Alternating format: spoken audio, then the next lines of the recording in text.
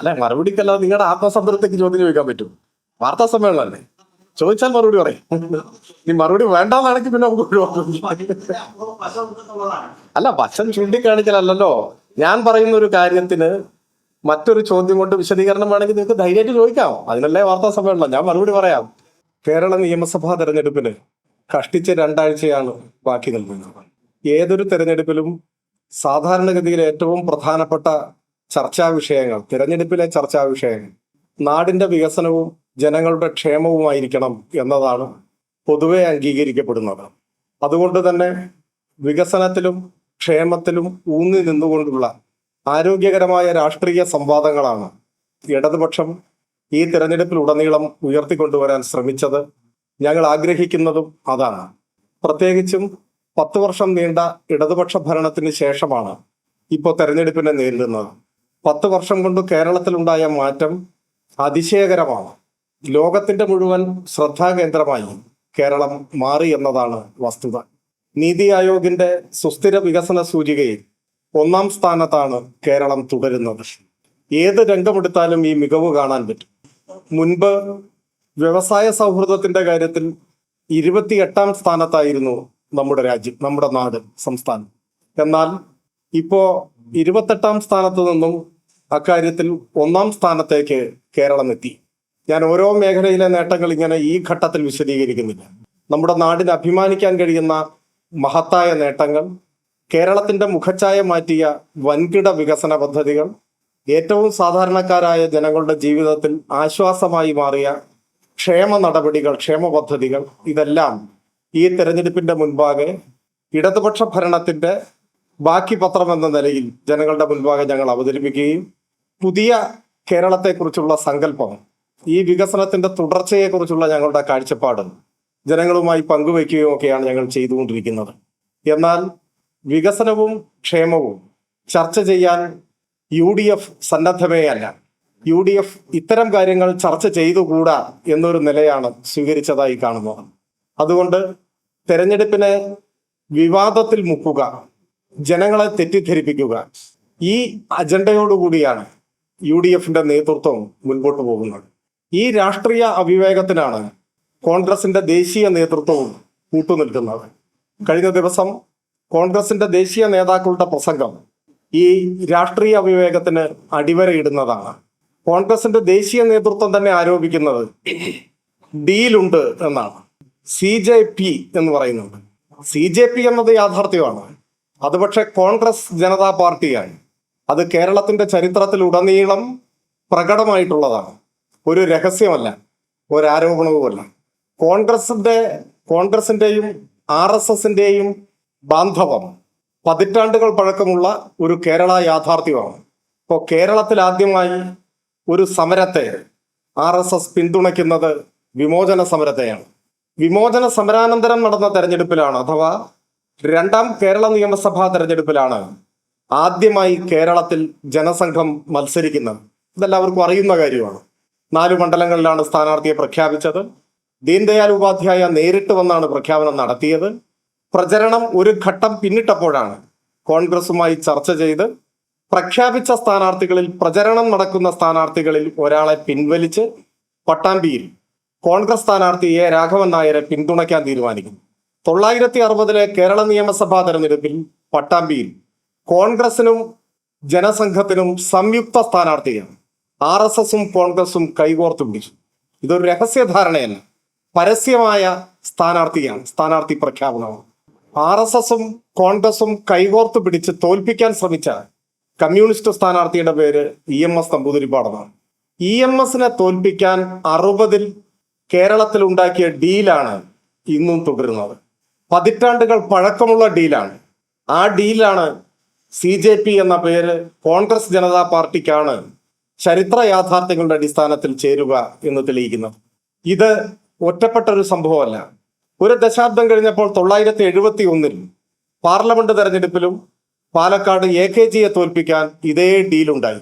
അത്തവണ സ്ഥാനാർത്ഥിയായി വന്നത് RSSന്റെ ജില്ലാ കാര്യവാഹകാണ്, പ്രൊഫസർ TC ഗോവിന്ദൻ. കോൺഗ്രസിന്റെ കൂടി സ്ഥാനാർത്ഥിയായി, സംയുക്ത സ്ഥാനാർത്ഥി. ഈ 2 പരീക്ഷണങ്ങളെയും ജനം തള്ളിക്കളഞ്ഞു എന്നത് വേറൊരു കാര്യം. പിന്നെ 2 പതിറ്റാണ്ട് കഴിഞ്ഞപ്പോഴാണ് വീണ്ടും പരസ്യ ബാന്ധവം ഉണ്ടായത്. വടകരയും ബേപ്പൂരും നമ്മളെല്ലാവരും സമീപകാല സംഭവം എന്ന നിലയിൽ പറയുന്ന ഒരു കാര്യമാണ്. അപ്പോ വടകരയും ബേപ്പൂരും കോലീബി സഖ്യം എന്നൊക്കെ പറയുന്നത് പെട്ടെന്ന് പൊട്ടി വീണതല്ല. 60-ൽ ആരംഭിച്ച പരസ്യ ബാന്ധവം തുടർന്നു വരുന്നതാണ്. അതിനുശേഷം പല തെരഞ്ഞെടുപ്പുകളിലും രഹസ്യമായും ചിലയിടത്ത് പരസ്യമായുമെല്ലാം ഈ കൂട്ടുകെട്ട് മുൻപോട്ട് വന്നു. ഇത് തെരഞ്ഞെടുപ്പിൽ മാത്രമുള്ള ഒരു കൂട്ടുകെട്ടല്ല, എല്ലായ്പ്പോഴും ഈ കൂട്ടുകെട്ട് പ്രബലമായിരുന്നു. ഇടതുപക്ഷത്തിനെതിരെ, വിശേഷിച്ച് CPIM-നെതിരെ ഏത് രംഗത്തും ഈ കൂട്ടുകെട്ട് ദൃഢമായി നിന്നു. ഇപ്പോ പ്രവീൺ തൊഗാഡിയ പാലക്കാട് കോഴിക്കോട്ട് വന്ന് വർഗീയ വിഷം വമിക്കുന്ന പ്രസംഗം നടത്തിയപ്പോൾ സ്വാഭാവികമായി പോലീസ് ഒരു കേസെടുത്തു. ആ കേസ് പിൻവലിക്കണമെന്ന RSSന്റെ ആജ്ഞയ്ക്ക് മുൻപിൽ വിനീത വിധേയരായി ആ കേസ് പിൻവലിച്ചു കൊടുത്തത് നമ്മൾ കണ്ടതാണ്. തിരുവനന്തപുരം MG കോളേജിൽ വെച്ചാണ് ഒരു പോലീസ് ഓഫീസറെ ബോംബെറിഞ്ഞു കൊല്ലാൻ RSS ക്രിമിനൽ സംഘം ശ്രമിച്ചത്. സ്വാഭാവികമായിട്ടും വധശ്രമത്തിന് കേസെടുത്തു. ആ പോലീസ് ഓഫീസറുടെ കാല് തന്നെ അന്ന് ബോംബാക്രമണത്തിൽ ചിതറുകയുണ്ടായി. RSSന്റെ അന്ത്യശാസനം വന്നു, ഇപ്പൊ പിൻവലിക്കണം കേസ്. ഒരു മടിയും കൂടാതെ കേസ് പിൻവലിച്ചു കൊടുത്തു. കേരള ചരിത്രത്തിൽ തന്നെ ഒരുപക്ഷെ ആദ്യമായിട്ടായിരിക്കും ഒരു പോലീസ് ഉദ്യോഗസ്ഥനെ ബോംബെറിഞ്ഞ് കൊല്ലാൻ ശ്രമിച്ച കേസ് സംഘടനയുടെ താല്പര്യപ്രകാരം പിൻവലിച്ചു കൊടുക്കുന്നത്. ഉമ്മൻചാണ്ടി മുഖ്യമന്ത്രിയായിരിക്കുന്ന ഗവൺമെന്റാണ് ഇതെല്ലാം ചെയ്തിട്ടുള്ളത്. ഇതിനിടയിലാണ് ഏതാനും മാസങ്ങൾക്ക് മുൻപ് KPCCയുടെ പ്രസിഡന്റായിരുന്ന കോൺഗ്രസിന്റെ നേതാവ്, കണ്ണൂരിലെ പാർലമെന്റ് അംഗം, RSSന്റെ ശാഖയ്ക്ക് കാവൽ നിന്നവരാണ് തങ്ങൾ എന്ന് പരസ്യമായി പ്രസംഗിച്ചത്. ഇപ്പൊ ഡീലെന്നൊക്കെ പറഞ്ഞിട്ട് പുകമറ സൃഷ്ടിക്കുന്നവർ ഈ പർവ്വത സമാനമായ യാഥാർത്ഥ്യങ്ങളെ കാണാതിരിക്കരുത്. RSSന്റെ ശാഖയ്ക്ക് കാവൽ നിന്നവരാണ് തങ്ങൾ എന്നാണ് കോൺഗ്രസിന്റെ നേതാവിന്റെ പ്രസംഗം. ഇതിന്റെ എല്ലാം തുടർച്ചയിലാണ് നമ്മൾ കാണേണ്ടത് ഇന്നത്തെ പ്രതിപക്ഷ നേതാവ് ഗോൾവൾക്കറുടെ ചിത്രത്തിന്റെ മുന്നിൽ മുട്ടുമടക്കി നട്ടല് വളച്ച് ശിരസ് കുരിച്ച് നിന്ന് നിലവിളക്ക് കൊളുത്തി ഗോൾവൾക്കറിന്റെ അവദാനങ്ങൾ വാഴ്ത്തിപ്പാടി എന്നതാണ്. ജന്മശതാബ്ദി ആഘോഷം ഉദ്ഘാടനം ചെയ്യാൻ RSS എന്തുകൊണ്ടാണ് പ്രതിപക്ഷ നേതാവിനെ ക്ഷണിച്ചത്? അങ്ങനെ ഒരു ക്ഷണം വന്നാൽ എന്തുകൊണ്ടാണ് ആ ക്ഷണം അദ്ദേഹം സ്വീകരിച്ചത്? 2006 തെരഞ്ഞെടുപ്പിന്റെ തൊട്ടു മുൻപ് തെരഞ്ഞെടുപ്പ് അന്തരീക്ഷത്തിൽ RSSുമായി ഡീലുണ്ടാക്കി, ആ ഡീലിന്റെ കൂടി ഭാഗമായി ജന്മശതാബ്ദി ആഘോഷം, ഗോൾവൾക്കറുടെ ജന്മശതാബ്ദി ആഘോഷം ഉദ്ഘാടനം ചെയ്തത് സംബന്ധിച്ച് വിമർശനം ഉയരുമ്പോൾ, ചോദ്യം ചോദിക്കുമ്പോൾ ഇതുവരെ അദ്ദേഹം മറുപടി പറഞ്ഞിട്ടുണ്ടോ? എന്തെങ്കിലും സാമാന്യ ബുദ്ധിയെ വെല്ലുവിളിക്കുന്ന മറുപടിയല്ലേ പറഞ്ഞിട്ടുള്ളത്? ഒരു പുസ്തക പ്രകാശനത്തിന്റെ കാര്യമല്ലേ അദ്ദേഹം പറയുന്നത്? അദ്ദേഹത്തോട് ആരാണ് പുസ്തക പ്രകാശനത്തെ കുറിച്ച് ചോദിച്ചത്? അതിനെക്കുറിച്ച് ആരാണ് വിമർശനം ഉന്നയിച്ചത്? അതിലും നടത്തിയ പ്രസംഗത്തെ സംബന്ധിച്ച് വിമർശനം ഉണ്ടാവാം, അതവിടെ നിൽക്കട്ടെ. വിമർശനം ഉയർന്നു വന്നത് 2006 RSSന്റെ രണ്ടാമത്തെ സർസംഘചാലക ഗോൾവൾക്കർ, അദ്ദേഹം എങ്ങനെയാണ് ഇന്ത്യ ചരിത്രത്തിൽ അടയാളപ്പെടുത്തപ്പെട്ടത്? വിചാരധാര എഴുതിയ RSSന്റെ ആചാര്യനാണ്.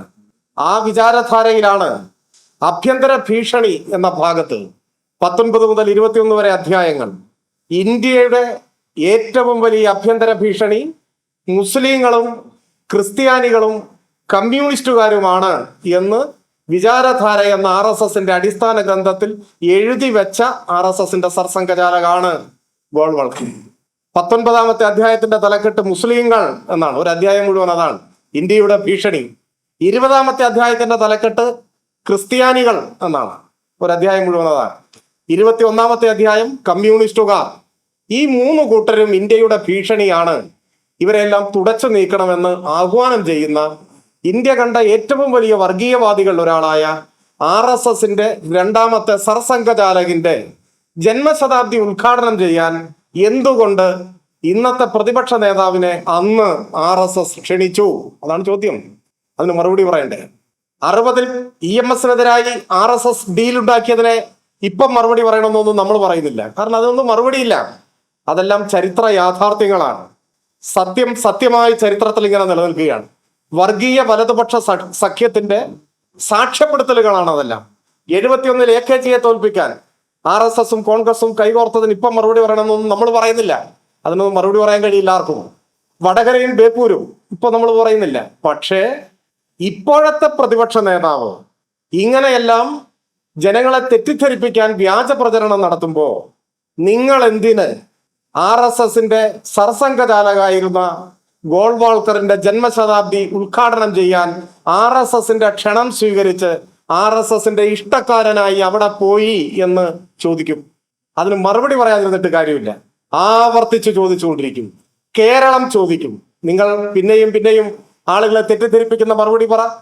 യഥാർത്ഥത്തിൽ മതനിരപേക്ഷ കേരളത്തോട് പ്രതിപക്ഷ നേതാവ് മാപ്പ് പറയേണ്ടതാണ്. ഇനി ഇങ്ങനെ RSS പരിപാടിയിൽ പങ്കെടുക്കുമോ എന്ന കാര്യം വ്യക്തമാക്കേണ്ടതാണ്. ആ ചോദ്യം എത്ര കാലം കഴിഞ്ഞാലും കേരളത്തിൽ അവശേഷിക്കുന്ന ചോദ്യമാണ്. അതിന് വ്യാജ ആരോപണങ്ങൾ ഉയർത്തിക്കൊണ്ടുവന്നത് കൊണ്ട് കാര്യമില്ല. കുറെ കൂടി വിവേകത്തോടെ കോൺഗ്രസിന്റെ ദേശീയ നേതൃത്വം പെരുമാറേണ്ടതാണ്. ഒരു തെരഞ്ഞെടുപ്പിനെ രാഷ്ട്രീയ ഉള്ളടക്കമുള്ളതാക്കി മാറ്റാൻ, നാടിന്റെയും ജനങ്ങളുടെയും പ്രശ്നങ്ങൾ ചർച്ച ചെയ്യുന്ന തെരഞ്ഞെടുപ്പാക്കി മാറ്റാൻ എല്ലാവർക്കും ഉത്തരവാദിത്വമുണ്ട്. ആ ഉത്തരവാദിത്വം നിർവഹിക്കുന്നതിൽ കോൺഗ്രസിന്റെ ദേശീയ നേതൃത്വം ദയനീയമായി പരാജയപ്പെടുന്നതായിട്ടാണ് കാണുന്നത്. അത് ഇവിടെ മാത്രമല്ല, ഇന്ത്യ കൂട്ടായ്മയെ തന്നെ ദുർബലപ്പെടുത്തുന്ന രാഷ്ട്രീയ അവിവേകമാണ് കോൺഗ്രസ് ദേശീയ നേതൃത്വത്തിന്റെ ഭാഗത്തുള്ളത്. ഇപ്പൊ മനീഷ് സിസോദിയയും കെജ്രിവാളും ഇരുവരെയും ജയിലിലടയ്ക്കാൻ RSSന് ചൂട്ടുകത്തിച്ചു കൊടുത്തത് ആരാണ്? കോൺഗ്രസും RSSും കൈകോർത്തല്ലേ ഈ രണ്ടുപേരെയും ജയിലിലടച്ചത്? ഇപ്പൊ കള്ളക്കേസാണെന്ന് വ്യക്തമായി. യഥാർത്ഥത്തിൽ ഇന്ത്യയിലെ ജനങ്ങളോട് കോൺഗ്രസ് മാപ്പ് പറയേണ്ടതാണ്. ഇന്ത്യ കൂട്ടായ്മയെ ദുർബലപ്പെടുത്തുന്ന ഈ സമീപനം ആത്യന്തികമായി സംഘപരിവാരത്തിന് NDAക്കാണ് ഗുണം ചെയ്യുക എന്നത് എല്ലാവർക്കും അറിയുന്നതാണ്. അങ്ങനെ പ്രത്യക്ഷമായും പരോക്ഷമായും സംഘപരിവാരത്തിന് ഗുണം ചെയ്യുന്ന നിലപാടുകൾ തുടർച്ചയായി സ്വീകരിക്കുന്നതാണ് ഇന്ത്യയിലെ മതനിരപേക്ഷവാദികളുടെ തന്നെ വിശ്വാസം നേടുന്നതിൽ കോൺഗ്രസ് പരാജയപ്പെടുന്നത്. അത് തിരുത്താൻ കോൺഗ്രസ് തയ്യാറാവണം. തെരഞ്ഞെടുപ്പിനെ തെരഞ്ഞെടുപ്പായി നേരിടാൻ തയ്യാറാവണം. ജനങ്ങളെ തെറ്റിദ്ധരിപ്പിക്കുന്ന വ്യാജ പ്രചരണം അവസാനിപ്പിക്കണം. ഒപ്പം എത്ര കഴിഞ്ഞാലും ഗോൾവാൾക്കറിന്റെ ജന്മശതാബ്ദി ഉദ്ഘാടനം ചെയ്യാൻ RSSന്റെ പ്രിയങ്കരനായി പോയതിന്റെ പശ്ചാത്തലം വിശദീകരിക്കുകയും വേണം. ഇതാണ് ഒരു കാര്യം. രണ്ടാമത്തെ കാര്യവും, ഇപ്പോ നാട് കണ്ട ഏറ്റവും വലിയ സമീപകാല ദുരന്തമായിരുന്നു വയനാട് ചൂരൽമല മുണ്ടക്കൈ ദുരന്തം. അതിനെ ഒരു അവസരമായി, പണപ്പിരിവിനുള്ള അവസരമായിട്ടാണ് കോൺഗ്രസ് മാറ്റുന്നത്. പോഷക സംഘടനകൾ ദുരന്തങ്ങളെ പണപ്പിരിവിനുള്ള അവസരമാക്കി മാറ്റുന്നത് മനുഷ്യർക്ക് ചേർന്ന ഒരു കാര്യമല്ല. ദുരന്തത്തിൽ കൊല്ലപ്പെട്ടവരുടെ ചതഞ്ഞറിഞ്ഞ ഛിന്നഭിന്നമായ മൃതദേഹങ്ങൾ വെച്ചാണ് ജനങ്ങളിൽ നിന്ന് പണം പിരിച്ചത്. ആ പണം സംബന്ധിച്ച്, അത് ചെലവഴിച്ചത് സംബന്ധിച്ച് ഒരുപാട് വാർത്തകൾ ഇതിനോടകം വന്നിട്ടുണ്ട്. ഇത്തരത്തിലുള്ള ചോദ്യങ്ങളോട് പ്രതിപക്ഷ നേതാവ് പ്രതികരിച്ചത് തന്റെയും KPCC പ്രസിഡന്റിന്റെയും പേരിലുള്ള ജോയിന്റ് അക്കൗണ്ടിൽ പണം ഉണ്ട് എന്നാണ്. അദ്ദേഹം പതിവായി പറയുന്ന മറ്റു നുണകൾ പോലെ ഇതും സത്യത്തിന്റെ കണികയില്ലാത്ത പ്രസ്താവനയാണ് എന്ന് ഇപ്പോൾ വ്യക്തമായിരിക്കുകയാണ്. ഏത് അക്കൗണ്ടിലാണ് പണം നിക്ഷേപിച്ചത്? എത്ര പണം പിരിച്ചു? ഇത് ജനങ്ങളോട് പറയാനുള്ള ഉത്തരവാദിത്വം കോൺഗ്രസിനുണ്ട്. ജനങ്ങളിൽ നിന്ന് പണം പിരിച്ചതാണ്, അതും ഒരു ദുരന്തത്തിന്റെ മുഖത്ത്. എത്ര തുക പിരിച്ചു? ആ പണം എവിടെ? ജോയിന്റ് അക്കൗണ്ടിൽ എന്ന് പറഞ്ഞത് കളവാണ് എന്ന് വ്യക്തമായി. തെരഞ്ഞെടുപ്പ് നാമനിർദ്ദേശ പത്രികയോടൊപ്പമുള്ള സത്യവാങ്മൂലത്തിൽ അങ്ങനെ ഒന്നും ഇല്ല. അപ്പൊ അത് കളവാണ് എന്ന് വ്യക്തമായി. ഏത് അക്കൗണ്ടിലാണ് പണം? എത്രയാണ് പണം? വീടൊന്നും വെക്കാൻ പോകുന്നില്ല എന്ന് എല്ലാവർക്കും അറിയാം. ഞാൻ അതിനെക്കുറിച്ച് ഈ ഘട്ടത്തിൽ ഒന്നും പറയുന്നില്ല. പക്ഷേ നാട് കണ്ട മഹാദുരന്തത്തിന്റെ മുന്നിൽ മൃതശരീരം കാണിച്ച് ജനങ്ങളിൽ നിന്ന് പിരിച്ച പണം അങ്ങനെ മോഷ്ടിക്കുന്നത് നാടിന് നാണക്കേടാണ്. അതിന്റെ കണക്ക് പറയണം. എത്ര പണം കിട്ടി? ഏത് അക്കൗണ്ടിൽ? പറഞ്ഞത് കളവ് എന്ന് വ്യക്തമായിട്ടുണ്ട്. അതിന് മറുപടി കോൺഗ്രസ് നേതൃത്വം പറയണം. ഈ രണ്ട് കാര്യങ്ങളാണ് ഇന്ന് പറയാൻ.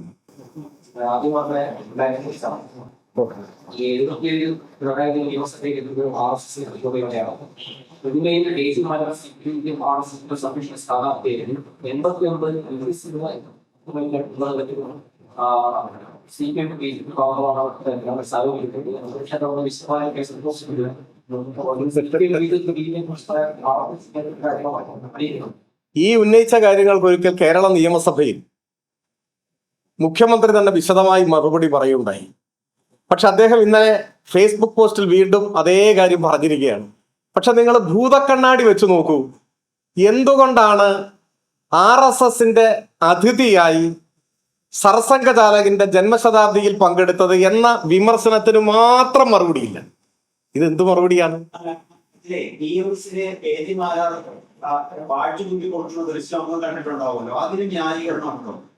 അതാണോ ഇതിന്റെ മറുപടി? അല്ല, ഞാൻ ഇതിന്റെ മറുപടി പറയായിരുന്നു. ഇദ്ദേഹം ചോദിച്ച ചോദ്യത്തിന് ഞാൻ മറുപടി പറയായിരുന്നു. അപ്പോ മറ്റേ സഹിക്ക വയ്യാതെ നിങ്ങൾ എടുത്തു ചാടിയിട്ട് ചോദിക്കുകയാണ് ഈ ഇത് കുത്തി കൊടുത്തത് എന്ന് മറുപടി ഇല്ല ചോദിക്കാണ്. ഞാൻ നിങ്ങൾ ഏത് ചോദ്യം ചോദിച്ചാലും മറുപടി പറയും. നമ്മൾ തമ്മിൽ അങ്ങനെ ഒരു തർക്കത്തിന്റെ പ്രശ്നമേ വേണ്ട. എനിക്കാണെങ്കിൽ ഇന്നൊരു അല്പസമയമുണ്ട്. നിങ്ങളുടെ ചോദ്യത്തിന് എന്തായാലും മറുപടി പറഞ്ഞിട്ട് നമുക്ക് പോകാം. അപ്പൊ ഇദ്ദേഹം ചോദിച്ച ചോദ്യത്തിന് ഞാൻ മറുപടി പറഞ്ഞു വരികയായിരുന്നു. ഞാൻ പറഞ്ഞത് ഇതിന് വിശദമായ ഒരു മറുപടി നിയമസഭയിൽ മുമ്പ് പറഞ്ഞിരുന്നു. എന്നിട്ടും അത് ആവർത്തിക്കുകയാണ്. പക്ഷെ ആ ആവർത്തിക്കുമ്പോൾ അദ്ദേഹത്തിന് എന്തും പറയാം. അദ്ദേഹത്തിനെതിരായി ഉയർന്ന വിമർശനത്തിന് ഒരു വരിയില്ല, ഒരക്ഷരമില്ല, മറുപടിയില്ല. അപ്പൊ അതിന് മറുപടി ഇല്ല എന്നാണോ മനസ്സിലാക്കേണ്ടത്? അത് ഒരു ചോദ്യമായി നിൽക്കുന്നു. ഇനി അദ്ദേഹത്തിന്റെ പോസ്റ്റിൽ പറഞ്ഞ കാര്യങ്ങൾ, പലതവണ മറുപടി പറഞ്ഞ കാര്യങ്ങൾ, എന്നിട്ടും നിങ്ങൾ ചിലർക്കൊക്കെ ഇപ്പോഴും അത് മറുപടി ആവശ്യമുണ്ട് എന്ന് തോന്നിയത് കൊണ്ട് ഞാൻ പറയാം. പച്ച കള്ളമാണ് അദ്ദേഹം ആ പോസ്റ്റിൽ എഴുതിയിട്ടുള്ള കാര്യങ്ങളെല്ലാം. 77-ലെ തെരഞ്ഞെടുപ്പിനെ കുറിച്ചാണ് പറയുന്നത്. 77-ലെ രാഷ്ട്രീയ സാഹചര്യം എന്താണ്, അന്നത്തെ സഖ്യം എങ്ങനെയായിരുന്നു, ധാരണ എങ്ങനെയായിരുന്നു, ചരിത്രബോധത്തിന്റെ കണികയുള്ള ഏതൊരാൾക്കും അറിയും. 75-ൽ അടിയന്തരാവസ്ഥ പ്രഖ്യാപിക്കുന്നു. ഇന്ത്യയിൽ അങ്ങോളം ഇങ്ങോളം ജനാധിപത്യ അവകാശങ്ങളെല്ലാം തുറങ്കിലടക്കപ്പെടുന്നു. 3 ലക്ഷം ആളുകൾ അന്ന് ഇന്ത്യയിൽ ജയിലിലടക്കപ്പെട്ടു എന്നാണ് കണക്ക്. നിരവധി ആളുകൾ കൊല്ലപ്പെട്ടു. ഒരുപാട് വിശദാംശങ്ങളുണ്ട്. ഇന്നത്തെ ഒരു വാർത്താ സമ്മേളനത്തിൽ ഇപ്പോൾ നമുക്ക് അതിന്റെ എല്ലാ വിശദാംശങ്ങളിലേക്കും പോകണ്ട. അത്തരമൊരു ഘട്ടത്തിൽ ഈ രാജ്യമെമ്പാടുമുള്ള മനുഷ്യാവകാശ പ്രവർത്തകരും രാഷ്ട്രീയ പ്രവർത്തകരും എല്ലാം തുറങ്കിലടക്കപ്പെട്ട ബുൾഡോസർ രാജിന്റെ ഒരു കാലത്ത്, ഇന്ത്യയിലെ ജയിലുകൾ മനുഷ്യരെ കൊണ്ട് നിറഞ്ഞു കവിഞ്ഞ ഒരു കാലത്ത്, അവസാനം അടിയന്തരാവസ്ഥ പിൻവലിച്ച ഘട്ടമായപ്പോൾ ജയപ്രകാശ് നാരായണന്റെയും മറ്റും ആഹ്വാന പ്രകാരം പ്രതിപക്ഷമെല്ലാം ഒരുമിക്കണം എന്ന ആഹ്വാനം ഉണ്ടായി. ആ ആഹ്വാനത്തിന്റെ ചുവട് പിടിച്ച് അന്ന് ഇന്ത്യയിലെ പ്രധാന പ്രതിപക്ഷ പാർട്ടികൾ എല്ലാം പിരിച്ചുവിട്ട് ജനതാ പാർട്ടി രൂപീകരിച്ചു. ഏതൊക്കെ പാർട്ടി? ഭാരതീയ ലോക്ദൾ, സ്വതന്ത്ര പാർട്ടി, സോഷ്യലിസ്റ്റ് പാർട്ടി, സംഘടനാ കോൺഗ്രസ്, ഇതൊക്കെ അന്ന് പിരിച്ചുവിട്ടു. എന്നിട്ട് രൂപീകരിച്ചതാണ് ജനതാ പാർട്ടി. ആ ജനതാ പാർട്ടിയിൽ ജനസംഘവും പിരിച്ചുവിട്ട് അതിൽ ചേർന്നു. അതാണ് വസ്തുത. ജനസംഘം ഉൾപ്പെടെയുള്ള, സ്വതന്ത്ര പാർട്ടി ഉൾപ്പെടെയുള്ള, സോഷ്യലിസ്റ്റ് പാർട്ടി ഉൾപ്പെടെയുള്ള സംഘടനാ കോൺഗ്രസും ഭാരതീയ ലോക്ദളും എല്ലാം പ്രവർത്തനം അവസാനിപ്പിച്ച് പുതിയ ഒരു പാർട്ടി രൂപീകരിച്ചു. ആ പാർട്ടിയാണ് ജനതാ പാർട്ടി. ഭാരതീയ ലോക്ദളിന്റെ ചിഹ്നമാണ് കലപ്പയന്തിയ കർഷകനാണെന്ന് തെരഞ്ഞെടുപ്പിൽ മത്സരിക്കാൻ ഉപയോഗിച്ചത്. എന്നാൽ CPIM ആ പാർട്ടിയിൽ ചേരാനോ പിരിച്ചുവിടാനോ പോയില്ല. പക്ഷേ ജനതാ പാർട്ടിയുമായി സഹകരിച്ചു. അതൊരു യാഥാർത്ഥ്യമാണ്. അന്ന് ജനസംഘമില്ല, ജനതാ പാർട്ടിയുമായി സഹകരിച്ചിട്ടുണ്ട് ആ തെരഞ്ഞെടുപ്പിൽ. അത് 77-ലെ തെരഞ്ഞെടുപ്പാണ്. എന്നാൽ 77-ൽ ജനതാ പാർട്ടി എന്ന് പറയുന്നത് മതനിരപേക്ഷ സ്വഭാവത്തോടുകൂടി നിലനിന്നൊരു പാർട്ടിയാണ്. അധികം കഴിയുന്നതിന് മുൻപ് അതിലുള്ള ചില ആളുകൾ RSSുമായി ബന്ധം പുലർത്തുന്നു, അല്ലെങ്കിൽ RSSുകാരാണ് എന്ന നിലയിലുള്ള ചർച്ചകൾ ഉയർന്നു വന്നു. അതൊരു വസ്തുതയാണ്. 79-ൽ കേരളത്തിൽ നിയമസഭാ ഉപതെരഞ്ഞെടുപ്പ് നടക്കുന്നു. 4 മണ്ഡലം: കാസർഗോഡ്, തലശ്ശേരി, തിരുവല്ല, പാറശാല. ആ ഘട്ടത്തിലാണ് ഈ ചർച്ച സജീവമാകുന്നത്. അന്നാണ് EMSന്റെ ചരിത്രപ്രസിദ്ധമായ പ്രഖ്യാപനം വരുന്നത്: ഞങ്ങൾക്ക് RSS വോട്ട് വേണ്ട എന്നാണോ അത്തരമൊരു ചർച്ച ഉയർന്നത് അന്ന്. അപ്പോഴേക്ക് അടിയന്തരാവസ്ഥ കാലത്ത് രൂപീകരിക്കപ്പെട്ടത് പ്രതിപക്ഷ കക്ഷികളുടെ കൂട്ടായ്മയാണ്. അതിൽ RSSും ഇല്ല, അതിൽ BJP പിൽക്കാലത്താണല്ലോ വരും. BJPയും ഇല്ല, ജനസംഘവും ഇല്ല, ജനതാ പാർട്ടി മാത്രമാണ്.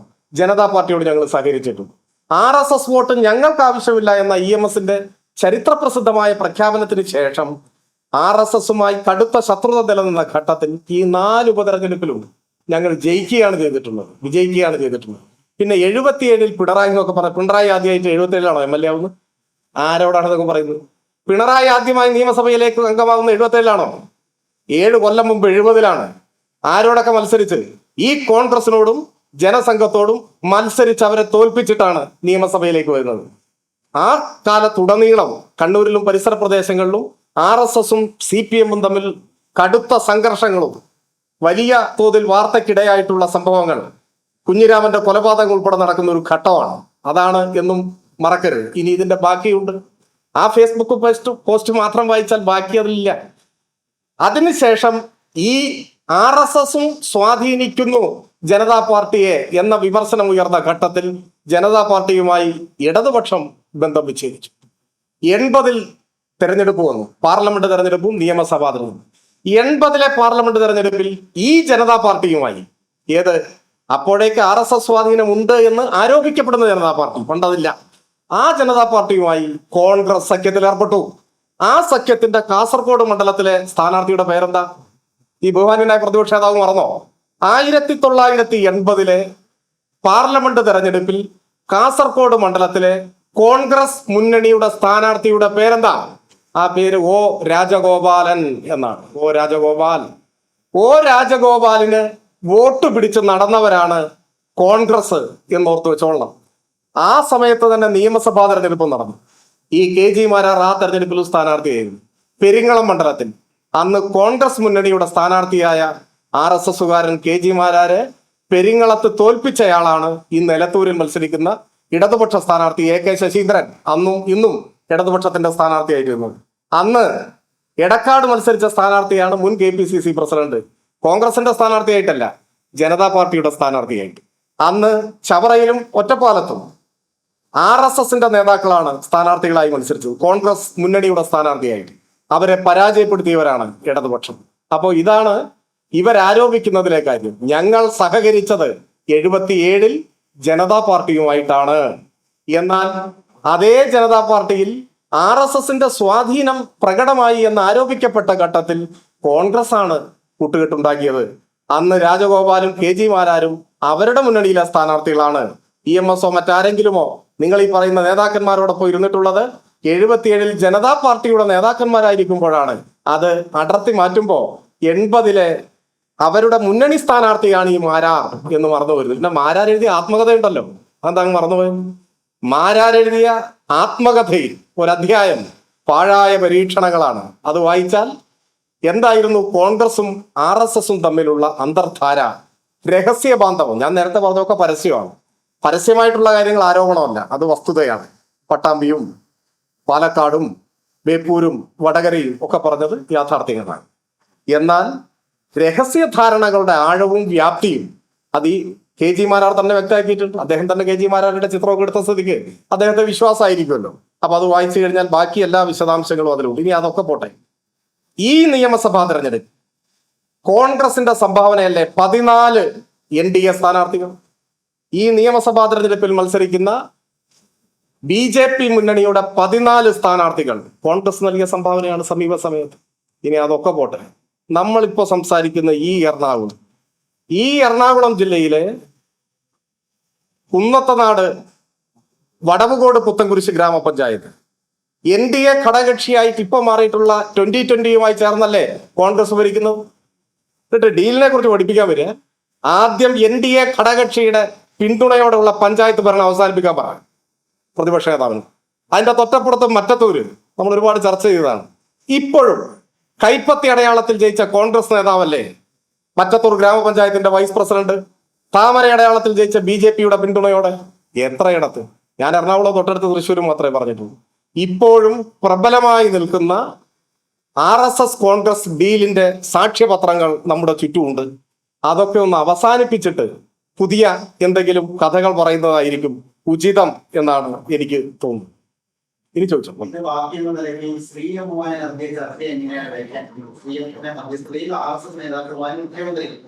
മസ്കറ്റ് ഹോട്ടൽ നടത്തിയ ചർച്ച അതിൽ പ്രതിപക്ഷത്തിന്റെ ചോദ്യം അല്ലാതെ ആ സംഭവം മുന്നിലുണ്ടല്ലോ ഒരു ഡീലുമായി സംബന്ധിച്ച ചർച്ച കഴിഞ്ഞു. ഈ ഡീൽ എന്ന് പറയുന്ന വാക്ക് തന്നെ ഒരു വലതുപക്ഷ രാഷ്ട്രീയത്തിന്റെ ഭാഗമാണ്. രാഷ്ട്രീയ പ്രവർത്തനത്തിനെയും തെരഞ്ഞെടുപ്പിനെയും കച്ചവടമായി കണക്കാക്കുന്ന സംസ്കാരവും അവരുടേതാണ്. ഞങ്ങൾ കടുത്ത സംഘർഷങ്ങൾ ഉണ്ടാവുന്ന സമയത്ത് ഇപ്പൊ കോൺഗ്രസ് CPM സംഘർഷം ഉണ്ടായാൽ, അങ്ങനെയുള്ള സംഘർഷങ്ങൾ ഉണ്ടായിട്ടുണ്ടല്ലോ, ഇപ്പൊ കുറച്ചു കാലമായിട്ടില്ല, നല്ലത്, പക്ഷെ മുൻപുണ്ടായിട്ടുണ്ട്. ആളുകൾ കൊല്ലപ്പെടുന്ന സാഹചര്യം ഉണ്ടായിട്ടുണ്ട്. കോൺഗ്രസ് CPM സംഘർഷം പോലെ RSS CPM സംഘർഷങ്ങൾ ഉണ്ടായിട്ടുണ്ട്. ആളുകൾ കൊല്ലപ്പെടുന്ന സാഹചര്യം ഉണ്ടായിട്ടുണ്ട്. ഇത്തരം ഘട്ടങ്ങളിലെല്ലാം സംഘർഷങ്ങൾ അവസാനിപ്പിക്കാനും രാഷ്ട്രീയ സംഘർഷങ്ങളിൽ ആളുകൾ കൊല്ലപ്പെടാതിരിക്കാനും സംഘർഷത്തിൽ ഏർപ്പെട്ടിട്ടുള്ള കക്ഷികൾ തമ്മിലും സർവകക്ഷി എന്ന നിലയ്ക്കും ജില്ലാ ഭരണകൂടത്തിന്റെ അഭ്യർത്ഥന പ്രകാരവും അല്ലാതെയും ചർച്ചകൾ നടന്നിട്ടുണ്ട്. ആ ചർച്ചകളുടെ ഭാഗമായാണ് കേരളത്തിൽ രാഷ്ട്രീയ സംഘർഷങ്ങളും കൊലപാതകങ്ങളും വലിയൊരളവോളം കുറച്ചു കൊണ്ടുവരാൻ കഴിഞ്ഞിട്ടുള്ളത്. അപ്പൊ അത്തരത്തിലുള്ള ചർച്ചകൾ പൊതു താല്പര്യത്തെ മുൻനിർത്തിയുള്ള ചർച്ചകളാണ്. അത് CPM RSS സംഘർഷം നടക്കുമ്പോൾ തമ്മിൽ ചർച്ച ചെയ്യേണ്ടി വരും നേതൃത്വം സമാധാനം ഉണ്ടാക്കാൻ. CPM കോൺഗ്രസ് സംഘർഷം നടക്കുമ്പോൾ സമാധാനം ഉണ്ടാക്കാൻ ചർച്ച ചെയ്യേണ്ടി വരും. അതിനൊന്നും തെരഞ്ഞെടുപ്പിൽ മറ്റു പ്രസക്തിയോ പ്രാധാന്യമോ ഇല്ല. പക്ഷേ അത് ജില്ലാ കളക്ടറുടെയോ ഔദ്യോഗിക സംവിധാനങ്ങളുടെയോ നേതൃത്വത്തിൽ നടന്ന ചർച്ചയല്ല. അങ്ങനെയാണ് നടക്കേണ്ടത്. അന്ന് പറഞ്ഞത് ശരിയാണ്. എവിടെ എന്തെങ്കിലും പ്രശ്നം ഉണ്ടായാലും ജില്ലാ കളക്ടറുടെ സാന്നിധ്യത്തിൽ ചർച്ച നടത്താറുണ്ട്. പക്ഷേ ഇത് അങ്ങനെ അനൗദ്യോഗികമായി നടന്ന ചർച്ചയാണ്. അതിന്റെ ആവശ്യം ഉണ്ടായിരുന്നു എന്നുള്ളതാണ് ചോദ്യം. ഞാൻ സംശയിക്കപ്പെടുന്നു. ഞാൻ പറയാത്തൊരു വാക്ക് അതിനിടയിൽ തിരി. അവരുടെ നേതൃത്വത്തിൽ, ഞാൻ നേതൃത്വത്തിൽ എന്ന് പറഞ്ഞിട്ടില്ല, അവരുടെ ആവശ്യമനുസരിച്ച് എന്നാ സമൂഹത്തിന്റെയും ഔദ്യോഗിക സംവിധാനങ്ങളുടെയും ആവശ്യപ്രകാരം നടന്നിട്ടുള്ള ചർച്ചകളെ കുറിച്ചാണ് ഞാൻ പറഞ്ഞത്. അതിൽ എല്ലാം ഉണ്ട്. ഈ തെരഞ്ഞെടുപ്പ് ഈ വിധിയെടുത്ത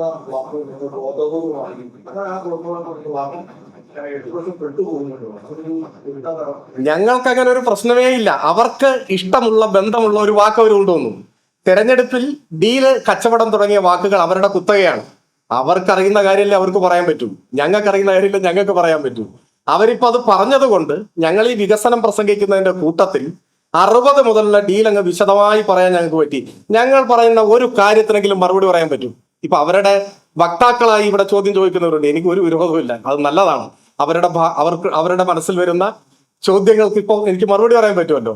ഈ നിമിഷം വരെ EMSനെ തോൽപ്പിക്കാൻ ദീനദയാൽ ഉപാധ്യായയുടെ കാല് പിടിച്ച് സംയുക്ത സ്ഥാനാർത്ഥിയെ നിർത്തിയതിനെ കുറിച്ച് മറുപടി പറയാൻ പറ്റിയിട്ടുണ്ടോ കോൺഗ്രസിന്? ഞങ്ങൾ മറുപടി ആവശ്യപ്പെടുന്നില്ല, പക്ഷെ ഇന്നോളം മറുപടി പറഞ്ഞിട്ടില്ല. AKGയെ തോൽപ്പിക്കാൻ ജില്ലാ കാര്യവാഹകനെ കോൺഗ്രസ് സംയുക്ത സ്ഥാനാർത്ഥിയാക്കിയതിനെ കുറിച്ച് മറുപടി പറയാൻ പറ്റുമോ? ബേപ്പൂര്, വടകര മറുപടി പറയാൻ പറ്റും. എന്തിന് ഞാനിപ്പോ പറഞ്ഞ പുത്തൻകുരിശ് പഞ്ചായത്ത്, ഇവിടുന്ന് കൈ ചൂണ്ടിയെ കാണുന്ന പഞ്ചായത്തല്ലേ, അവിടെ NDA ഘടകകക്ഷിയുടെ തോളിൽ കയറി ഇരുന്നിട്ടല്ലേ പഞ്ചായത്ത് ഭരിക്കുന്നത്? അതിന് മറുപടി പറയാൻ പറ്റും. അപ്പൊ ഈ കാര്യങ്ങൾ ഞങ്ങൾക്ക് ജനങ്ങളോട് പറയാൻ ഒരു അവസരം കിട്ടി, അത്രേ ഉള്ളൂ. നല്ല കാര്യം.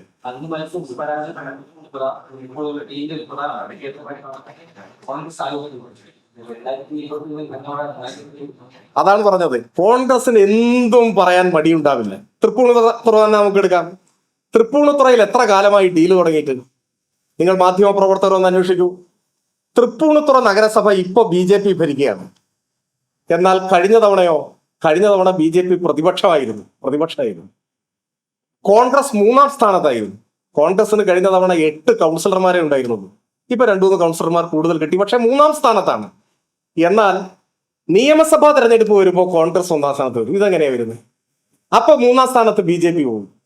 കാലങ്ങളായി തൃപ്പൂണിത്തുറയിൽ നഗരസഭയിൽ നിയമസഭാ തെരഞ്ഞെടുപ്പിൽ BJP വോട്ട് കോൺഗ്രസിനും മുനിസിപ്പൽ തെരഞ്ഞെടുപ്പിൽ കോൺഗ്രസ് വോട്ട് BJPക്കും. ഇത് എത്ര കാലമായിട്ടുള്ള കച്ചവടമാണ്, എത്ര കാലമായിട്ടുള്ള ഡീലാണ്. കഴിഞ്ഞ നിയമസഭാ തെരഞ്ഞെടുപ്പിൽ സ്ഥാനാർത്ഥി പരസ്യമായിട്ട് പറഞ്ഞത് നിങ്ങൾ മറന്നോ? ഞാൻ പിന്നെ അവിടെ ഒരു സ്ഥാനാർത്ഥി കൂടി ആയതുകൊണ്ട് കൂടുതലായിട്ട് ഞാനത് പറയണ്ടെന്ന് കരുതിയതാണ്. ഇനി തെരഞ്ഞെടുപ്പ് കഴിഞ്ഞിട്ട് BJP സ്ഥാനാർത്ഥി പരസ്യമായിട്ട് പറഞ്ഞു. വോട്ട് വാങ്ങിയ കോൺഗ്രസ് സ്ഥാനാർത്ഥിയും വോട്ട് നഷ്ടപ്പെട്ട BJP സ്ഥാനാർത്ഥിയും ഈ കാര്യം പരസ്യമായി സ്ഥിരീകരിച്ചതാണ് കഴിഞ്ഞ തവണ. ഈ തവണ അവിടെ 2020യുടെ സ്ഥാനാർത്ഥിയെ നിർത്തിയത് കഴിഞ്ഞ കാലങ്ങളിലെല്ലാം നടത്തിയ ഡീൽ കുറച്ചുകൂടി സുഗമമായി നടത്താനാണ്. അതിൻ്റെയൊക്കെ തൊട്ടടുത്തുള്ള സ്ഥലമാണ് ഈ വടവുകോട് പുത്തൻകുരിശ്. ഇവിടങ്ങളിലെല്ലാം നിലനിൽക്കുന്ന ചരിത്രത്തിൽ വേരുകളുള്ള സംഘപരിവാർ കോൺഗ്രസ് ഡീലിന്റെ സാക്ഷ്യപത്രങ്ങളാണ് ഇതെല്ലാം. അക്കാര്യത്തിൽ സംശയമില്ല.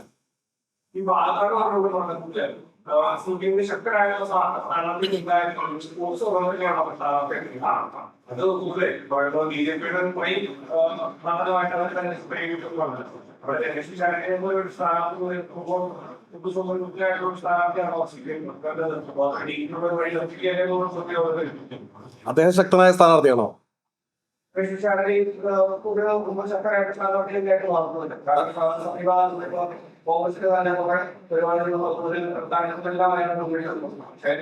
അവിടെ മത്സരിച്ച സ്ഥാനാർത്ഥികളെക്കാളൊക്കെ ശക്തൻ അദ്ദേഹമാണോ കോൺഗ്രസിന്റെ? ആണ്. ഞങ്ങളുടെ ഒരു അഭിപ്രായം ചോദിച്ചത് ആണല്ലേ? ആയിക്കോട്ടെ. അല്ല, ഞാൻ മറുപടി പറയാം. ഞാൻ നിങ്ങളുടെ അഭിപ്രായം അറിയാൻ വേണ്ടി ചോദിച്ചു. ഞങ്ങൾ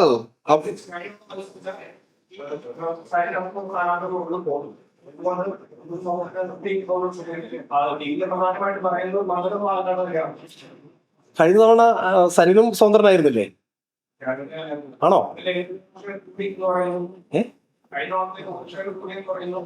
കഴിഞ്ഞ വർഷം? അല്ല, ഞാൻ നിങ്ങളുടെ ചോദ്യത്തിലുള്ള ഒരു പൊരുത്തക്കേട് ചൂണ്ടിക്കാണിക്കാൻ വേണ്ടിയിട്ടാണ് ആവർത്തിച്ച് ചോദിച്ചത്. എന്താന്ന് ചോദിച്ചാൽ, പാലക്കാട് നിയമസഭാ മണ്ഡലത്തിൽ ഞങ്ങളിപ്പോ 2011 മുതൽ കുറച്ച് പുറകിലാണ്. ഞങ്ങൾ ജയിച്ചിരുന്നൊരു മണ്ഡലമാണ്. എന്നാൽ മണ്ഡല പുനർനിർണയം കഴിഞ്ഞപ്പോൾ ഞങ്ങൾ കുറച്ച് പുറകിലായി. അത് മറികടക്കാൻ വേണ്ടിയാണ് ഞങ്ങൾ അവിടെ ഓരോ തെരഞ്ഞെടുപ്പിലും പരിശ്രമിച്ചത്. നല്ല കരുത്തരായ സ്ഥാനാർത്ഥികൾ അവിടെ മത്സരിച്ചു, പാർട്ടി ചിഹ്നത്തിൽ തന്നെ മത്സരിച്ചു. പക്ഷെ ഞങ്ങൾക്ക് മുൻപോട്ട് വരാൻ കഴിഞ്ഞില്ല. കഴിഞ്ഞ തെരഞ്ഞെടുപ്പിൽ ഞങ്ങൾ ഒരു സ്വതന്ത്രനെ മത്സരിപ്പിച്ചു. ഈ ചോദ്യം അന്ന് പലരും ചോദിച്ചിട്ടുണ്ട്, എന്നോട് തന്നെ ചോദിച്ചിട്ടുണ്ട്. അത് മനസ്സിൽ വെച്ചുകൊണ്ടാണ് ഞാൻ നിങ്ങളോട് പ്രതികരിച്ചത്. നിങ്ങളൊരു കരുത്തനായ സ്ഥാനാർത്ഥിയെ നിർത്തണ്ടേ എന്ന് ചോദിച്ചിരുന്നു. പക്ഷെ കഴിഞ്ഞ തവണ തെരഞ്ഞെടുപ്പ് കഴിഞ്ഞപ്പോൾ അതിന് മുൻപുള്ള തെരഞ്ഞെടുപ്പിനേക്കാൾ കുറച്ച് കൂടുതൽ വോട്ട് ഞങ്ങൾക്ക് കിട്ടുകയാണ് ചെയ്തത്. ഞങ്ങൾക്ക് കുറച്ച് കൂടുതൽ വോട്ട് കിട്ടി. അപ്പൊ ഒരു സ്വതന്ത്രനെ അവിടെ മത്സരിക്കാൻ നിയോഗിച്ചത് കൊണ്ട് ഒരല്പം മുൻപോട്ട് വരാൻ കഴിഞ്ഞു, ജയിക്കാനൊന്നും കഴിഞ്ഞില്ല എന്നതാണ് വസ്തുത. ഈ തെരഞ്ഞെടുപ്പിൽ കുറെ കൂടി വോട്ടുകൾ സമാഹരിക്കാൻ കഴിയുന്ന ഒരു സർവ്വ സ്വീകാര്യതയുള്ള കക്ഷി രാഷ്ട്രീയത്തിനപ്പുറത്ത് ആ നാടിനാകെ പ്രിയങ്കരനായ കൂടുതൽ വോട്ട് സമാഹരിക്കാൻ കഴിയുന്ന ഒരു സ്ഥാനാർത്ഥിയെ ഞങ്ങൾ അന്വേഷിച്ചു, ഞങ്ങൾക്ക് ലഭിച്ചു. ഇപ്പോൾ നിങ്ങൾ ഇന്ന് എന്നോട് ചോദിച്ച ഈ ചോദ്യം അവിടുത്തെ സാഹചര്യങ്ങൾ ഓരോ ദിവസം കഴിയുമ്പോഴുള്ള മാറ്റം അറിയാത്തതുകൊണ്ടാവും ഞാൻ കരുതുകയാണ്. അവിടെ ഇപ്പോ ഏറ്റവും ബലവാനായ സ്ഥാനാർത്ഥി റസാഖാണ്. റസാഖ് അവിടെ ജയിക്കാൻ വേണ്ടി മത്സരിക്കുന്ന മത്സരമാണ് അവിടുത്തെ മത്സരം. ബാക്കിയുള്ളവരെല്ലാം പറയുന്ന അഭിപ്രായങ്ങൾക്ക് യാതൊരു വിലയും ഈ സന്ദർഭത്തിലില്ല. സ്ഥാനാർത്ഥികളെ UDF കൊടുക്കുന്നുണ്ട്, LDF സ്ഥാനാർത്ഥികളെ കൊടുത്തില്ലേ, സ്ഥാനാർത്ഥിയെ കൊടുത്തില്ലേ, CPI സ്ഥാനാർത്ഥി കൊടുത്തില്ലേ.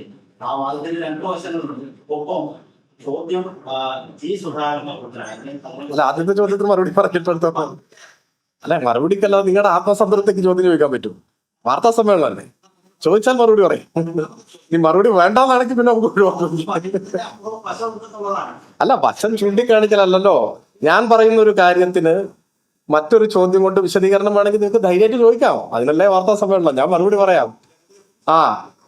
കൊടുത്തിട്ടില്ലേ എന്നാണ് ചോദ്യം. അപ്പൊ അതിൽ പറയാനുള്ള കാര്യം, മറുപടി ഏത് തെരഞ്ഞെടുപ്പിലും ചില അവസരാധിഷ്ഠിതമായിട്ട് നിലപാട് സ്വീകരിക്കുന്നവർ അങ്ങോട്ടും ഇങ്ങോട്ടും ഒക്കെ മാറുന്നത് നമ്മൾ കാണാറുണ്ട്. അങ്ങനെയുള്ള ചില സ്ഥാനാർത്ഥികളുടെ അനുഭവങ്ങൾ പുതിയതല്ല.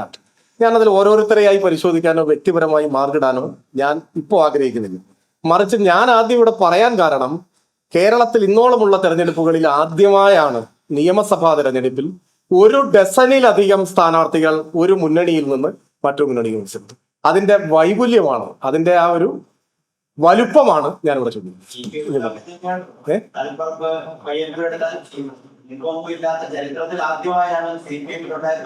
അല്ല, ഇനി അതും നിങ്ങളെ ഞാൻ തിരുത്താം. അതുപോലെയല്ല, നിങ്ങൾ പറഞ്ഞത് തളിപ്പറമ്പാണ്, ഇനി അടുത്ത് പറയാം പയ്യന്നൂരാണ്, അതിന്റെ അടുത്ത് ചിലപ്പോൾ പറയാം അമ്പലപ്പുഴയാണ്. ഇവിടെയെല്ലാം ഈ പറഞ്ഞ NDAക്ക് സംഭാവന ചെയ്തതുപോലെ സ്ഥാനാർത്ഥികളെ CPM സംഭാവന ചെയ്തു എന്നൊരു ആരോപണം നിങ്ങൾക്ക് ഉന്നയിക്കാൻ പറ്റില്ല. കാരണം അവരെല്ലാം സ്വതന്ത്രരായി മത്സരിച്ചപ്പോൾ അവിടെ പോയി പിന്തുണ കൊടുത്തു എന്നാണ് ഞാൻ മനസ്സിലാക്കുന്നത്. ശരിയാണെങ്കിൽ നിങ്ങളിലൂടെ ഞാൻ മനസ്സിലാക്കുന്നു. എന്നാൽ ഞാൻ പറഞ്ഞവരെല്ലാം ഔദ്യോഗിക ചിഹ്നത്തിൽ, NDAയുടെ ചിഹ്നത്തിൽ, താമരയിൽ, മറ്റുള്ളവരുടെ ചിഹ്നത്തിൽ പോയി മത്സരിക്കുകയാണ്. അപ്പോൾ ഒരു സ്വതന്ത്രൻ മത്സരിച്ചിട്ട് അവിടെ പോയി പിന്തുണ കൊടുക്കുന്നതും ആ മുന്നണിയിലേക്ക് കയറി ചെന്ന രാഷ്ട്രീയം സ്വീകരിച്ച് മത്സരിക്കുന്നതൊക്കെ തമ്മിൽ വ്യത്യാസമുണ്ട്. ഇനി പറഞ്ഞു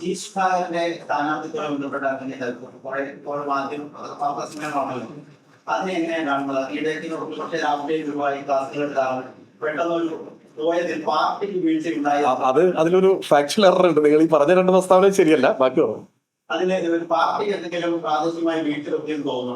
അല്ല, ഈ വിഷയത്തില് ഇപ്പോ എനിക്ക് തോന്നുന്നു മുഖ്യമന്ത്രിയും പാർട്ടി സെക്രട്ടറിയും, പാർട്ടി അഖിലേന്ത്യാ സെക്രട്ടറി മുതൽ ഇങ്ങോട്ട്, ഇപ്പൊ ഞാൻ ഈ തെരഞ്ഞെടുപ്പ് തുടങ്ങിയതിനു ശേഷം ഇങ്ങനെ മാധ്യമങ്ങളെ കാണുന്ന ആദ്യമായിട്ടാണ്.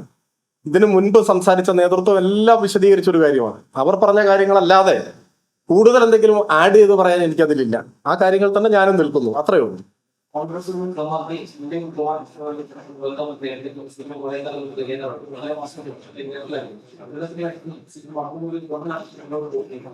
ഇല്ല, അത് ആവശ്യമായത്ര കേരളത്തിന്റെ മുമ്പാകെ തുറന്നു കാട്ടിയിട്ടുണ്ട്. മാത്രവുമല്ല, ഞങ്ങൾ അന്ന് പറഞ്ഞതിനെ ശരിവെച്ചുകൊണ്ടാണ് അവരിപ്പോ പരസ്യമായിട്ട് തന്നെ പിന്തുണ പ്രഖ്യാപിച്ചിട്ടുണ്ട്. ഇപ്പൊ അവരാർക്കെങ്കിലും വോട്ട് ചെയ്യുന്നതോ ചെയ്യാതിരിക്കുന്നതോ ആയിരുന്നില്ല നമ്മുടെ തർക്ക വിഷയം. വോട്ടിന്റെ കാര്യത്തിൽ തന്നെ പല കാര്യങ്ങളുണ്ട്. അവരാദ്യം വോട്ടേ ചെയ്യുമായിരുന്നില്ല, അതൊക്കെ അവരുടെ കാര്യമാണ്. ജമാഅത്തെ ഇസ്ലാമി ആദ്യം വോട്ടേ ചെയ്യുമായിരുന്നില്ലല്ലോ, പിന്നീട് അവർ വോട്ട് ചെയ്യാൻ തീരുമാനിച്ചു. അങ്ങനെ തീരുമാനിച്ച സമയത്ത് സ്ഥാനാർത്ഥികളെ നോക്കി വോട്ട് ചെയ്യും എന്നൊക്കെ പറയുന്ന നിലവും അതൊക്കെ അവരുടെ കാര്യം. ഞാൻ അതിനൊന്നും അല്ല ഇപ്പോൾ പറയാം. ഞങ്ങൾ വിമർശിച്ചത് UDFന്റെ രാഷ്ട്രീയ നേതൃത്വം അവർ ഏറ്റെടുത്തു. അവരായി UDFന്റെ പ്രചരണങ്ങൾ നിശ്ചയിക്കുന്നത്, പ്രചരണ മുദ്രാവാക്യങ്ങൾ നിശ്ചയിക്കുന്നത് അവരായി മാറി. കടുത്ത ഇടതുപക്ഷ വിരുദ്ധത, അതിന്റെ മറ്റു വിശദാംശങ്ങളിലേക്ക് ഇപ്പൊ ഞാൻ പോകുന്നില്ല, ആവശ്യമായ ഒരു ഘട്ടം വന്നാൽ നമുക്ക് പോവാം, പ്രചരിപ്പിക്കുന്നവരായി അവർ മാറി. അപ്പൊ നമുക്ക് അതിനെ വിമർശിക്കേണ്ടി വരും, അത് തുറന്നു കാണിക്കേണ്ടി വരും. അപ്പൊ തുറന്നു കാണിച്ചു, അത്ര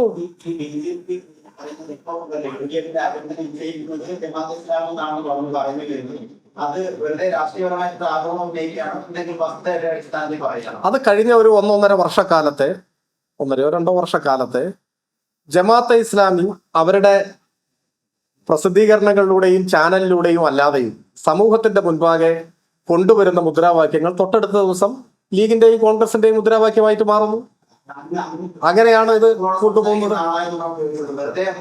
അല്ല, അതിന് ഒരുപാട് ഉദാഹരണങ്ങൾ എടുക്കാം. ഇപ്പൊ നിങ്ങൾ ചോദിച്ചു കഴിഞ്ഞാൽ അതിന്റെ നാൾ വഴി കണക്ക് എനിക്ക് പറയാൻ സാധിച്ചേക്കില്ല, പക്ഷെ നമുക്ക് വേണമെങ്കിൽ അത് എടുക്കാവുന്നതാണ്. എങ്ങനെ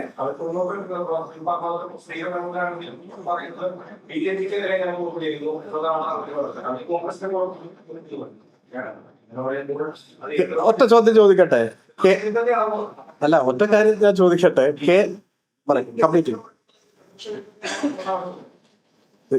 കേരളത്തിൽ BJPക്കെതിരായി ഒരാൾ വോട്ട് ചെയ്യാൻ ആഗ്രഹിക്കുന്നുണ്ടെങ്കിൽ ആ വോട്ട് ആർക്കാ ചെയ്യുക?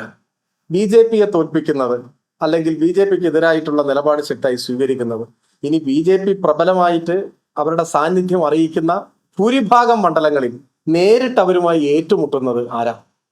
അങ്ങനെയൊക്കെ വന്നു കഴിഞ്ഞാൽ ഇടതുപക്ഷത്തിന് അനുകൂലമായിട്ടല്ലേ പറയാൻ പറ്റൂ. പക്ഷെ അങ്ങനെയല്ലല്ലോ. അവരുടെ ലക്ഷ്യത്തെ നിങ്ങൾ തെറ്റായി ധരിച്ചോന്ന് എനിക്കറിയില്ല. അവരുടെ ലക്ഷ്യം ഈ തെരഞ്ഞെടുപ്പിൽ ഇടതുപക്ഷത്തിനെതിരായ നിലപാട് സ്വീകരിച്ച് UDFനെ പിന്തുണയ്ക്കലാണ് എന്ന് അവര് തന്നെ ഭംഗ്യന്തരേണ വ്യക്തമാക്കിയിട്ടുണ്ട്. അപ്പൊ പിന്നെ നിങ്ങൾ മറിച്ചൊരു വിശ്വാസത്തിൽ നിൽക്കുന്നത് ശരിയായിരിക്കില്ല. നിങ്ങൾ എവിടെ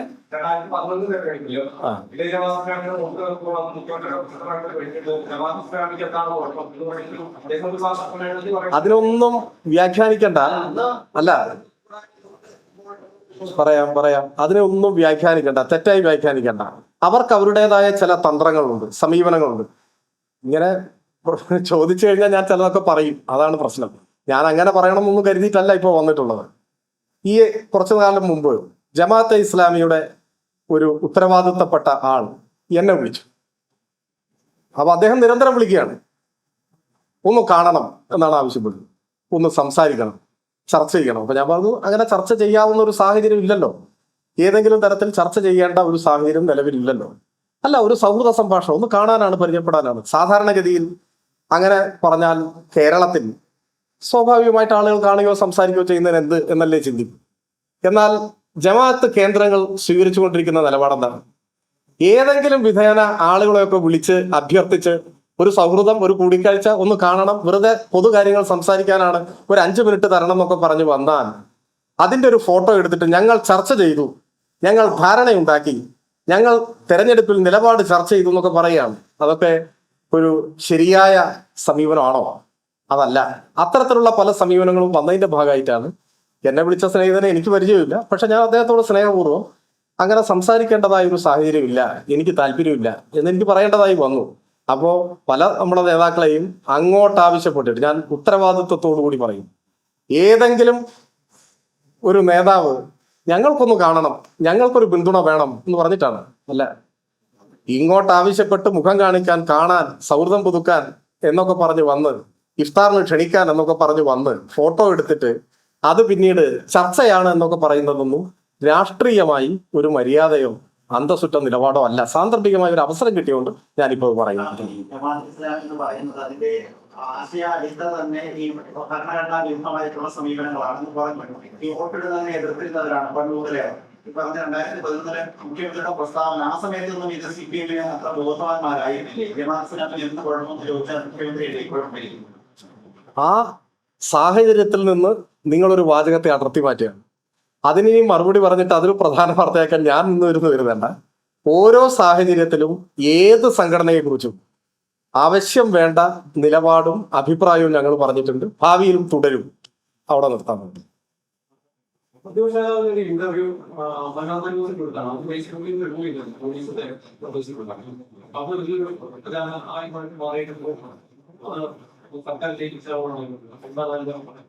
ഞാനിപ്പോ കുറച്ചു നേരത്തെ അതിനെക്കുറിച്ച് കേട്ടു. അതിനെ സംബന്ധിച്ച് ഇപ്പൊ സർക്കാർ ജയിപ്പിച്ചു എന്ന് അങ്ങനെ ആരെയും പറയുന്നുണ്ടോ? കോൺഗ്രസ് ചിലപ്പോൾ പറയും. തെരഞ്ഞെടുപ്പ് പ്രഖ്യാപിച്ചു കഴിഞ്ഞാൽ പോലീസിന്റെ നിയന്ത്രണം, പോലീസ് മാത്രമല്ല എല്ലാ വകുപ്പുകളുടെയും നിയന്ത്രണം തത്വത്തിൽ ആരാണ്? ഇലക്ഷൻ കമ്മീഷനാണ്, തെരഞ്ഞെടുപ്പ് കമ്മീഷനാണ്. അപ്പോ ഇതിനു മുൻപും ഇപ്പൊ നിങ്ങൾ പറഞ്ഞുകൊണ്ട് മാത്രം ഞാൻ പറയാം, കഴിഞ്ഞ ദിവസം ഇലക്ഷൻ കമ്മീഷന്റെ ഓഫീസിൽ നിന്നും വന്ന ഒരു കത്തിൽ BJPയുടെ സീല് വന്നൊരു പ്രശ്നം വന്നല്ലോ. അപ്പൊ അത് സംബന്ധിച്ച് ഒരു ഫേസ്ബുക്ക് പോസ്റ്റ് ഞാൻ ഇട്ടിരുന്നു എന്റെ ഫേസ്ബുക്ക് പേജിൽ. അതിപ്പോ കാണാനില്ലല്ലോ, നിങ്ങൾ ആരെയാണ്? ആ ഫേസ്ബുക്ക് പോസ്റ്റ് ഞാൻ മനസ്സിലാക്കുന്നത് ഇതേപോലെ ഒരു നടപടിക്ക് വിധേയമായി എന്നാണ് ഞാൻ മനസ്സിലാക്കുന്നത്, ഞാൻ ഊഹിക്കുന്നതാണ്. അപ്പൊ ഇത് വ്യാപകമായി ചെയ്തുകൊണ്ടിരിക്കുകയാണ്. നിങ്ങളിപ്പോൾ അതിൽ ഒരു കാര്യം പ്രതിപക്ഷ നേതാവിൻ്റെതാകുമ്പോൾ കൂടുതൽ പ്രാധാന്യമുണ്ട് എന്ന് പറഞ്ഞാൽ ഞാൻ അംഗീകരിക്കാം.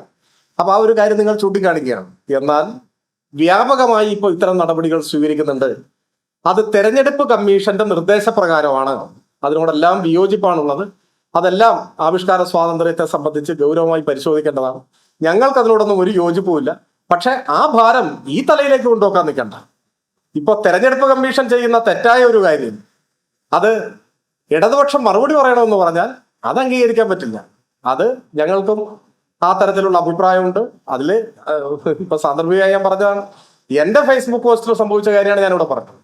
മനോരമയുടെ കാര്യമാണ് നിങ്ങൾ പറഞ്ഞത്. എല്ലാം ഇതാണ് സാഹചര്യം.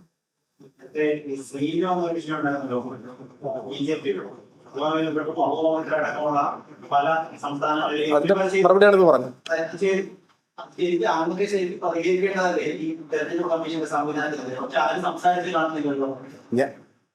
എന്നോടാ ചോദ്യം? ഞാൻ പ്രതികരിച്ചത് സംബന്ധിച്ചാണ് പറഞ്ഞത്. എന്റെ ഫേസ്ബുക്ക് പോസ്റ്റ് ഈ നടപടിക്ക് വിധേയമായി എന്നാണ് പറഞ്ഞത്.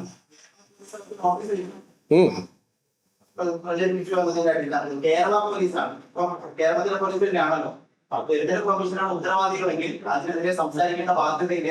എല്ലാവരും സംസാരിച്ചിരിക്കുന്നു. അത് നിങ്ങളുടെ ശ്രദ്ധയിൽപ്പെടാത്തതുകൊണ്ടാണ്. കേരള പോലീസ് ഇപ്പോ ഈ നടപടികളെല്ലാം ഇലക്ഷൻ കമ്മീഷന്റെ നിർദ്ദേശപ്രകാരമാണെന്നും നിയമപ്രകാരം തന്നെ തെരഞ്ഞെടുപ്പ് പ്രഖ്യാപിച്ചാൽ ഈ സംവിധാനങ്ങളെയെല്ലാം നയിക്കുന്നത് തെരഞ്ഞെടുപ്പ് കമ്മീഷനാണെന്നും അതല്ലാതെ ആഭ്യന്തരമന്ത്രിയോ മുഖ്യമന്ത്രിയോ മന്ത്രിസഭയോ അല്ല. ഇപ്പോ ഒരു സ്ഥലമാറ്റം നടത്താൻ കഴിയുമോ? ഇപ്പോ നമ്മൾ ഈ മറ്റെന്താ പറയുക, ഏതൊരാൾക്കും മനസ്സിലാവുന്ന തർക്കമറ്റ കാര്യങ്ങളിൽ ഒരു സംശയം ഉന്നയിക്കുന്നത് ഉചിതമായ കാര്യമല്ല. കോൺഗ്രസ് പറയും, കോൺഗ്രസ് എന്തു പറയുന്നു, അതിനപ്പുറത്തേക്ക് അതിനൊരു പ്രസക്തിയില്ല.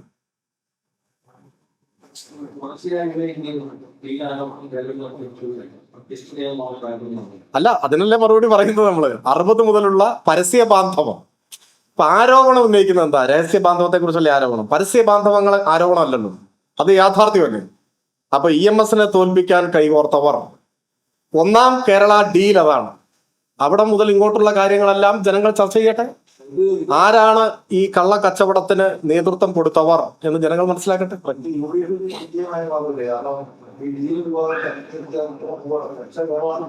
ഇല്ലല്ല, അത് ജനങ്ങൾ ശരിയായി മനസ്സിലാക്കും. കാരണം തൃശ്ശൂരിൽ നിന്ന് BJPയുടെ പ്രതിനിധി ചരിത്രത്തിൽ ആദ്യമായി ജയിക്കുമ്പോൾ അതിനൊക്കെ ഇവർ പറയുന്നുണ്ടല്ലോ, അതിനൊക്കെ ഞങ്ങളെയല്ലേ ആക്ഷേപിക്കുന്നത്.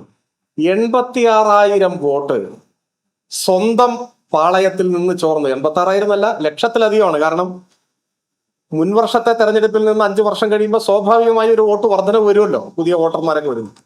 അപ്പൊ 1,00,000 വോട്ട് അങ്ങനെ തന്നെ കച്ചവടം നടത്തി കൈ കൊടുത്തിട്ട് ഞങ്ങളെന്നെ ആക്ഷേപിക്കുന്നത്. ഞങ്ങൾക്കോ 16,000 വോട്ട് വർദ്ധിക്കുകയാണിത്. ന്യായമായി വരേണ്ട വർധനവ് ഞങ്ങൾക്ക് വന്നു. 1,00,000 കോൺഗ്രസ് വോട്ടിന്റെ ബലത്തിൽ ജയിപ്പിച്ചു. എന്നിട്ട് അതിനിപ്പോ ഞങ്ങളോട് മറുപടി പറയണമെന്നാ.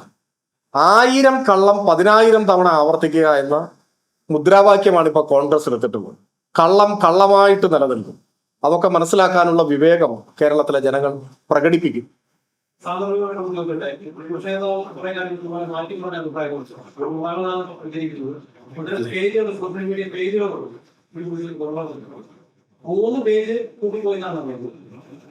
ഞാൻ അതിനെക്കുറിച്ചൊരു കമന്റ് ചെയ്യുന്നില്ല. ഈ പേജുകളെ കുറിച്ച് എനിക്കറിയില്ല. ഞാൻ നവമാധ്യമങ്ങളിൽ കുറച്ചു മാത്രം ഇടപെടുന്ന ഒരാളാണ്. പക്ഷെ എന്റെ ശ്രദ്ധയിലൊക്കെ വന്നിട്ടുള്ള കാര്യം തന്നെയാണ്. മാറ്റി പറഞ്ഞു എന്ന് പറഞ്ഞ് ലഘൂകരിക്കരുത്. നമുക്ക് വേണമെങ്കിൽ സ്ഥാനത്തെ ബഹുമാനിച്ചുകൊണ്ട് കളവ് പറഞ്ഞു എന്നുള്ള വാക്കൊക്കെ ഒഴിവാക്കാം. പകരം അടിസ്ഥാനരഹിതമായ പ്രസ്താവന നടത്തിയെന്നോ വസ്തുതയുമായി പൊരുത്തപ്പെടാത്ത കാര്യം പറഞ്ഞു എന്നൊക്കെ പറയാം. ഇനിയൊരു കള്ളം പറഞ്ഞു, പച്ചക്കള്ളൻ, പച്ചക്കള്ളം, നുണയൻ എന്നൊക്കെ പറയുന്നത് ഒരു പാർലമെന്ററി മര്യാദയ്ക്ക് നിരക്കുന്നതല്ല എന്ന് വിമർശനമുണ്ടെങ്കിൽ നമുക്ക് അതിനെയൊക്കെ ഒന്ന് നല്ല ഭാഷ, ഇപ്പോൾ പൊളിറ്റിക്കൽ കറക്റ്റ്നെസ് ഒക്കെ നോക്കുന്ന ഒരു കാലമാണ്, അങ്ങനെയൊക്കെ പറയാം. പക്ഷെ നിങ്ങൾ ആലോചിച്ച് നോക്കൂ, സംഗതി കളവല്ലേ പറയുന്നത്, ഓരോ ദിവസവും പറയുന്നത്. നിങ്ങൾ മാധ്യമ പ്രവർത്തകർ എന്ന നിലയിൽ നിങ്ങൾ തന്നെ ഒരു രജിസ്റ്റർ സൂക്ഷിക്കാൻ ശ്രമിച്ചാൽ നന്നായിരിക്കും എന്ന് എനിക്ക് അഭിപ്രായമുണ്ട്. ഓരോ ദിവസവും പറയുന്ന കാര്യം ഒരു സങ്കോചവും ഇല്ലാതെയല്ലേ പറയുന്നത്. ഓർത്തു വെക്കാൻ പറ്റുമോ എത്ര എണ്ണ എന്ന് പറയുന്നത്? ഇപ്പൊ കഴിഞ്ഞ ദിവസം തന്നെ പറഞ്ഞില്ലേ, മുൻ KPCC പ്രസിഡന്റ് ഒരു ഫേസ്ബുക്ക് പോസ്റ്റ് ഇട്ടപ്പോ അദ്ദേഹത്തെ ഞാൻ വിളിച്ചു സംസാരിച്ചു. അങ്ങനെ ഒരു ഫേസ്ബുക്ക് പോസ്റ്റേ അദ്ദേഹം ഇട്ടിട്ടില്ല, പറഞ്ഞില്ലേ? 24 മണിക്കൂർ തികയുന്നതിന് മുമ്പ് അദ്ദേഹം പറഞ്ഞില്ലേ, എന്നെ വിളിച്ചിട്ടുമില്ല, സംസാരിച്ചിട്ടുമില്ല, ഞാൻ തന്നെ ഇട്ട ഫേസ്ബുക്ക് പോസ്റ്റാണ്, പറഞ്ഞില്ലേ? അങ്ങനെ എത്ര എത്ര എത്ര ഞാനൊന്നും ആവർത്തിച്ചൂടെ പറയാൻ ശ്രമിക്കുന്നില്ല. പക്ഷെ രാഷ്ട്രീയത്തിലേക്കൊക്കെ പുതുതായി കടന്നു വരുന്ന തലമുറ ഒരു സ്റ്റേറ്റ്സ്മാൻഷിപ്പ് എന്ന് പറഞ്ഞാൽ, ഒരു രാഷ്ട്രതന്ത്രജ്ഞത, രാഷ്ട്രീയ നേതൃത്വം എന്നൊക്കെ പറഞ്ഞാൽ ഇതാണ് രീതി എന്ന് പഠിച്ചാൽ എന്തായിരിക്കും സ്ഥിതി?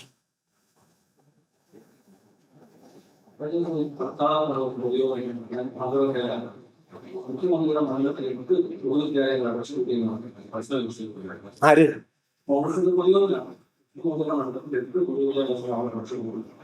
അത് മറ്റേ എനിക്ക് തോന്നുന്നു മൊത്തത്തിൽ ഇപ്പോ കോൺഗ്രസിന്റെ ഒരു പ്രചരണത്തിന്റെ സ്വഭാവമായിരിക്കും നിങ്ങളുടെ ചോദ്യത്തിന് ആധാരമായിട്ടുണ്ടാവുക. കഴിഞ്ഞ 10 വർഷത്തിനിടയിൽ 10,000-കണക്കിന് സർക്കാർ സ്കൂളുകൾ ഇന്ത്യയിലാകെ അടച്ചുപൂട്ടിയിട്ടുണ്ട്. 90,000 എന്നൊക്കെ ഒരു കണക്ക് പറയുന്നത് കേട്ടു, ഒന്ന് പരിശോധിച്ച് ഉറപ്പ് വരുത്തേണ്ടതാണ്. ഏകദേശം അത്ര ഉണ്ടെന്നാണ് വെയ്പ്പ്. കർണാടകയിൽ 3,500-ഓളം സർക്കാർ സ്കൂളുകൾ അടച്ചുപൂട്ടിയെന്നാണ് പറയുന്നത്. കേരളത്തിൽ 10 വർഷത്തിനിടയിൽ ഒരൊറ്റ സർക്കാർ പള്ളിക്കൂടി ഒരെണ്ണം അടച്ചുപൂട്ടിയിട്ടില്ല, ഒരൊറ്റ എണ്ണം. അതാണ് സത്യം. പിന്നെ പറയുന്നവർക്ക് എന്തും പറയാം. കേരളത്തിലെ സർക്കാർ സ്കൂളുകളിൽ ഒരൊറ്റ എണ്ണം 10 കൊല്ലത്തിനുള്ളിൽ അടച്ചുപൂട്ടിയിട്ടില്ല, ആധികാരികമായിട്ട് പറയും. എന്നാ പിന്നെ ഇപ്പൊ നമുക്ക് അവസാനിപ്പിക്കാൻ തോന്നുന്നു. നമുക്ക് ഇടയ്ക്ക് കാണാം.